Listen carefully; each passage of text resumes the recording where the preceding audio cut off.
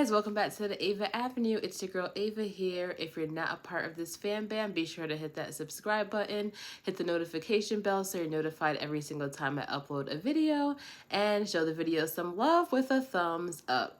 So one thing about me is I love history. I love learning about different things that occurred in the past.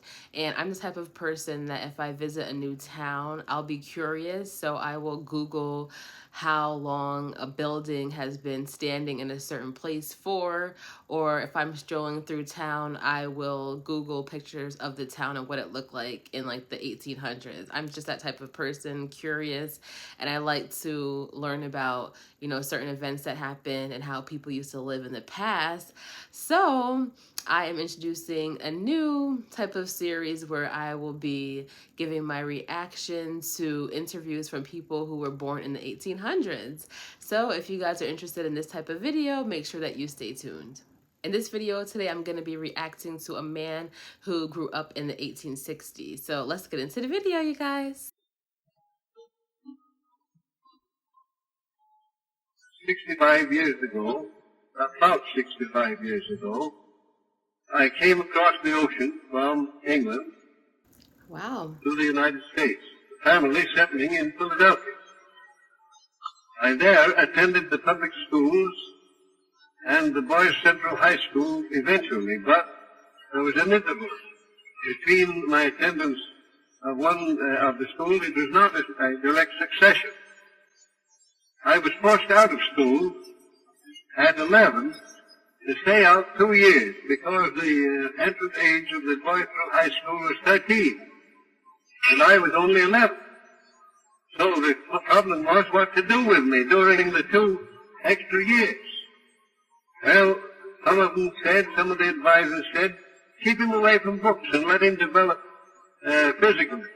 I said, if you do that, you might as well kill me now, because I've got to have my book. So they modified the decision into saying, well, you can have them, all right. So I got hold of a book, which was called The Magician's Own Book, a book telling of puzzles and tricks and all kinds of little things, chemistry. Wow, published in 1857. The electrical chapter was what struck me at once, and they told how to make an electrical machine out of a wine bottle. And I immediately set to work and made just such a machine and started it in operation.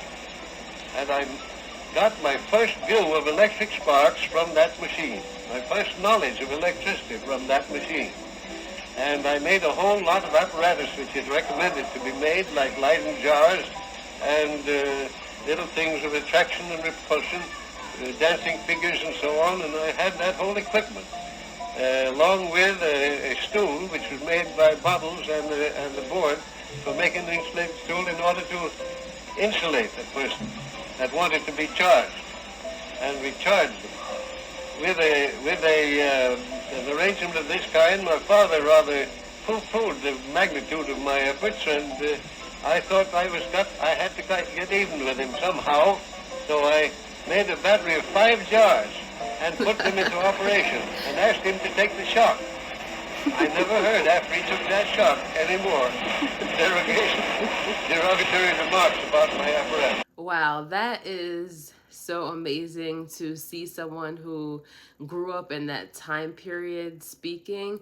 I believe that interview was filmed June 21st of 1932, and he seems like a very calm gentleman, someone who really tells a story when he speaks. And I like that when he was speaking and kind of telling his story about how he was raised and what the advisors at school were saying, trying to take away his books. I like that he was talking about his experimentation and proving his father wrong. But the main thing I like is that he got to the point. He, told his story. He was direct and he got to the point. And it just seems like, just 2 regular human beings sitting down talking about their childhood and looking back on the past. And sometimes I think it's easy for us to think, wow, that person's from the 1860s. Like, whoa, they're so much different than me or us from 2024. But when you really take the time to sit down and think about it, we're all just humans. You just grew up in different time periods. And it just seems like life was so much more simple back then. Kids had the opportunity and they really had a thirst for knowledge and they wanted to experiment and do crazy things, you know, to just try to work with their hands and see what they could learn. Like he was talking about, he created a spark with some jars. You know what I mean? There was no social media, so I feel like kids got the chance to be more creative, to use their brain. And I think this was really cool to watch. What did you guys think about this gentleman telling his story about growing up as a child in the 1860s? Let me know in the comment section below, and thank you so much for watching. I'll see you in the next video. Later!